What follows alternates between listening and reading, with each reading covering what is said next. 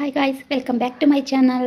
ಇವತ್ತು ಬಿಗಿನರ್ಸ್ಗಳಿಗೋಸ್ಕರ ಸಿಂಪಲ್ ಆಗಿ ಹೇಳ್ಕೊಡ್ತಿದ್ದೀನಿ. ಈ ಥರ ಬೀಡ್ ಬಳಸಿ ನಾವು ಕುಚ್ಚು ಹಾಕೋದು ಹೇಗೆ ಅಂತ ಈಸಿಯಾಗಿ ಹೇಳ್ಕೊಡ್ತೀನಿ. ಬಿಗಿನರ್ಸ್ಗಳಿಗೂ ಈಸಿ ಆಗುವಂಥ ರೀತಿಲಿ ನೋಡಿ. ಮಾಮೂಲಿ 6 ಎಳೆ ದಾರ ತೊಗೊಂಡಿದ್ದೀನಿ. ಈ ರೀತಿ 2 ಸಲ ಲಾಕ್ ಹಾಕೋಬೇಕು. ನಾವು ಯಾವುದೇ ಡಿಸೈನ್ ಮಾಡ್ತೀವಿ ಅಂದ್ರೂ ನೋಡಿ ಈ ಥರ ಹಾಕೋಬೇಕು. ಕ್ರೋಶ ಈಗ ಕಲಿತಿರೋರು ನಂದು ಇಂದ್ಲು ವಿಡಿಯೋಗಳನ್ನ ನೋಡಿ, ಅಲ್ಲಿ ಕ್ರೋಶ ಹೇಗೆ ಹಾಕೋದು, ಚೈನ್ ಯಾವ ರೀತಿ ಮಾಡೋದು ಅಂತ ಹೇಳ್ಕೊಟ್ಟಿದ್ದೀನಿ. ಅದನ್ನ ನೋಡಿಕೊಂಡ್ರೆ ನೀವು ನೀಟಾಗಿ ಕ್ರೋಶ ಹಾಕೋದನ್ನು ಕಲ್ತ್ಕೋಬೋದು.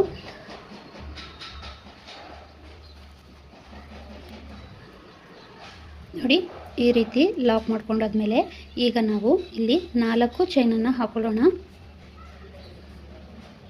ಈ ಥರ ನೋಡಿ, ಎಲ್ಲಿಗೆ ಬರುತ್ತೆ ಅಲ್ಲಿಗೆ ಕರೆಕ್ಟಾಗಿ ಲಾಕ್ ಮಾಡಬೇಕು. ಕ್ರೋಶದಲ್ಲಿ ನಾವು ಈ ಚೈನ್ಗಳು, ಕಂಬಗಳು ಎಲ್ಲನೂ ಅಷ್ಟೇ ಕೌಂಟಿಂಗು ನೀಟಾಗಿ ಇಟ್ಕೊಂಡ್ರೆ ಮಾತ್ರ ಫಿನಿಶಿಂಗ್ ಚೆನ್ನಾಗಿ ಬರೋದು. ನೋಡಿ ಈ ರೀತಿ ಲಾಕ್ ಮಾಡ್ಕೊಂಡಿದ್ದೀನಿ. ಈ ರೀತಿ ಲಾಕ್ ಮಾಡಾದ್ಮೇಲೆ ನೋಡಿ ಈ ಥರ ಬೀಡನ್ನ ಕ್ರೋಶಗೆ ಹಾಕ್ಕೊಂಡು ಅಲ್ಲಿಂದ ಈ ರೀತಿ ಮೂವ್ ಮಾಡ್ಕೊಳ್ಳಿ. ಬಿಗಿನರ್ಸ್ಗಳಿಗೆ ಅಂತಲೇ ಒಂದು ವಿಡಿಯೋ ಮಾಡಿದ್ದೀನಿ, ಅದನ್ನು ನೋಡ್ಕೊಳ್ಳಿ. ಕ್ರೋಶನ ಆರಾಮಾಗಿ ಕಲಿಬೋದು, ಕಲ್ತ್ಕೊಳ್ಳಿ. ಮತ್ತು ಒಂದು ಬೀಡ್ ಹಾಕಿದ್ಮೇಲೆ ಮತ್ತೆ 4 ಚೈನು.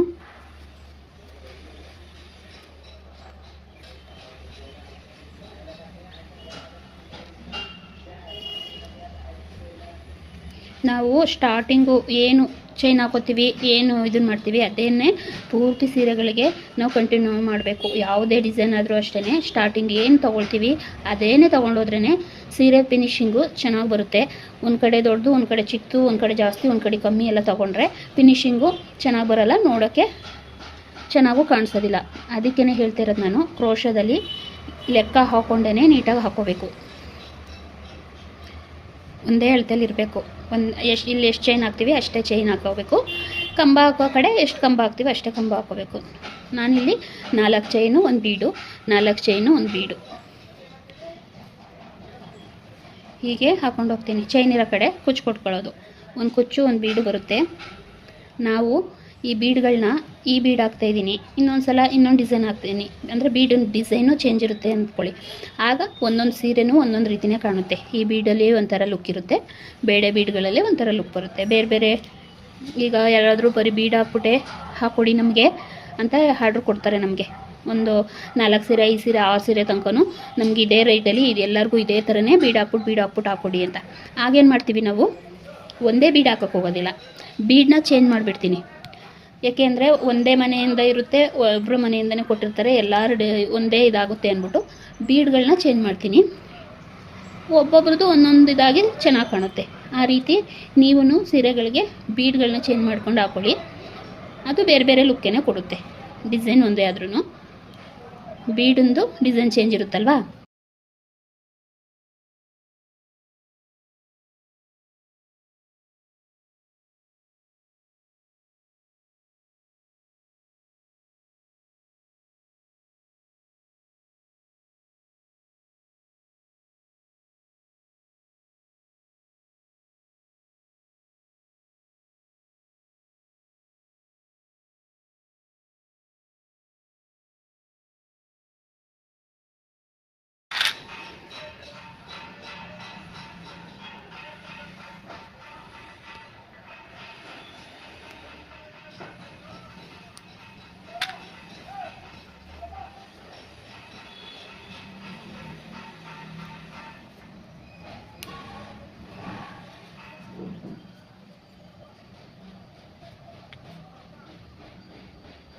ಕರೆಕ್ಟಾಗಿ ಎಲ್ಲಿಗೆ ಬರುತ್ತೆ ನೋಡಿಕೊಂಡು ಅಲ್ಲಿಗೆ ಲಾಕ್ ಮಾಡ್ಕೊಳ್ಳಿ.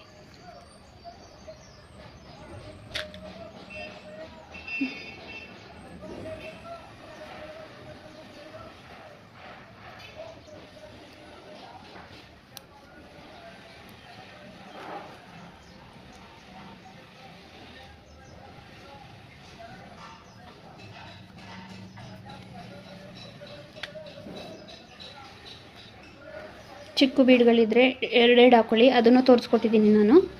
ಹಿಂದೆ ಕ್ಲಾಸ್ಗಳಲ್ಲಿ ಎರಡೆರಡು ಬೀಡ್ ಹಾಕಿ ಯಾವ ರೀತಿ ಕಟ್ಟೋದು ಅಂತ. ಈಗ ಈ ಥರ ದಪ್ಪ ಆಗಿರುವಂಥ, ಅಂದರೆ ದಪ್ಪ ಅಂದರೆ ಜಾಸ್ತಿ ದಪ್ಪ ಇಲ್ಲ, ಮೀಡಿಯಮ್ ಸೈಜಲ್ಲಿದೆ. ಈ ಥರ ಮಣಿಗಳನ್ನೂ ಒಂದೊಂದೇ ಹಾಕ್ಕೊಂಡು ಕಟ್ಕೊಂಡ್ರೂ ಲುಕ್ಕು ಚೆನ್ನಾಗಿರುತ್ತೆ. ಸಣ್ಣ ಬೀಡಿದ್ರೆ ಎರಡೆರಡು ಹಾಕ್ಕೊಳ್ಳಿ, ಮೂರು ಹಾಕ್ಕೊಳ್ಳಿ, ಚೆನ್ನಾಗಿ ಕಾಣುತ್ತೆ.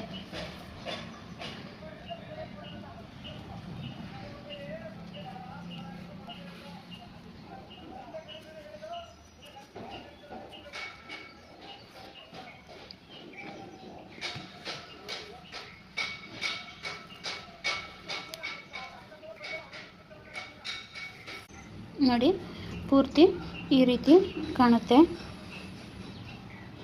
ಈ ರೀತಿ ಚೈನ ಬೀಡು ಹಾಕ್ಕೊಂಡು ಕೊನೆಯಲ್ಲಿ ಲಾಸ್ಟಲ್ಲಿ ಈ ರೀತಿ ಚೈನಲ್ಲಿ ಹಾಕಿದ್ದೀನಿ. ನೆಕ್ಸ್ಟು 1 2 ಈ ಥರ ಚೈನ್ ಹಾಕಿಬಿಟ್ಟು ಹೀಗೆ ಇಟ್ಕೊಳ್ಳಿ. ನೋಡಿ, ಹೀಗೆ ಇಟ್ಕೊಂಡು ಈ ಕ್ರೋಶೆ ಮೇಲೆ ಹಾಗೆ ಇರಲಿ, ಸ್ವಲ್ಪ ದೂರಕ್ಕೆ ಹಿಂಗೆ ಕಟ್ ಮಾಡಿಬಿಡಿ. ಆಮೇಲೆ ಕ್ರೋಶನ ನೋಡಿ ಈ ರೀತಿ ಎಳ್ಕೊಂಡ್ರೆ ಹೀಗೆ ಎಳೆದುಬಿಡಿ, ಮತ್ತು ಟೈಟಾಗಿ ಕೂರುತ್ತೆ. ಮತ್ತು ಇಲ್ಲಿ ಬಿಟ್ಟಿರೋದನ್ನ ನಾವಿಲ್ಲಿ ಕುಚ್ಚು ಕಟ್ತೀವಲ್ವ, ಅದಕ್ಕೆ ಸೇರಿಸಿ ಕಟ್ಕೊಂಡ್ರೆ ಫಿನಿಶಿಂಗ್ ಚೆನ್ನಾಗಿ ಬರುತ್ತೆ. ಗಮ್ಮ ಎಲ್ಲ ಹಾಕಿ ಅಂಟಿಸೋದೆಲ್ಲ ಬೇಡ.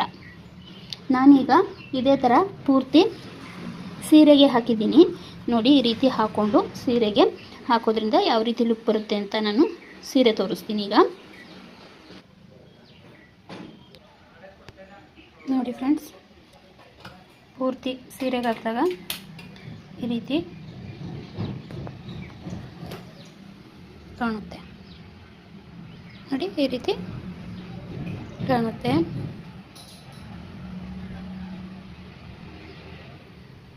ನಿಮಗೆ ಯಾವುದೇ ಡಿಸೈನ್ ಆದರೂ ಅಷ್ಟೇ, ನಾವಿಲ್ಲಿ ಕ್ಯಾಮ್ರಾ ಇದರಲ್ಲಿ ತೋರ್ಸೋಕ್ಕಿಂತ ರಿಯಲಿ ಹಾಕಿ ನೋಡಿ, ತುಂಬ ಚೆನ್ನಾಗಿ ಕಾಣುತ್ತೆ. ಕ್ಯಾಮ್ರಾದಲ್ಲಿ ಹೈಲೈಟಾಗೂ ಕಾಣಿಸ್ತಿರಲ್ಲ, ಮತ್ತು ನೋಡಿ ಬೀಡೆಲ್ಲ ಸ್ವಲ್ಪ ಮಂಕಾದ ರೀತಿ ಎಲ್ಲ ಕಾಣುತ್ತೆ. ಅದೇ ನಮಗಿಲ್ಲಿ ರಿಯಲಿ ನೋಡ್ತಾ ಇದ್ದರೆ ತುಂಬ ಇದಾಗಿ, ಅಂದರೆ ಏನು ಅಂದರೆ ಬ್ರೈಡಾಗಿ ಕಾಣುತ್ತಾ ಇರುತ್ತೆ. ಇಲ್ಲಿ ಸ್ವಲ್ಪ ಮಂಕಾಗಿ ಕಾಣುತ್ತೆ. ಕ್ಯಾಮ್ರಾಕ್ಕಿಂತ ರಿಯಲಿ ನೋಡಿದಾಗ ತುಂಬ ಚೆನ್ನಾಗಿ ಕಾಣುತ್ತೆ. ನೀವು ಈ ರೀತಿ ಹಾಕಿ ನೋಡಿ, ತುಂಬ ಚೆನ್ನಾಗಿ ಲುಕ್ ಇದೆ.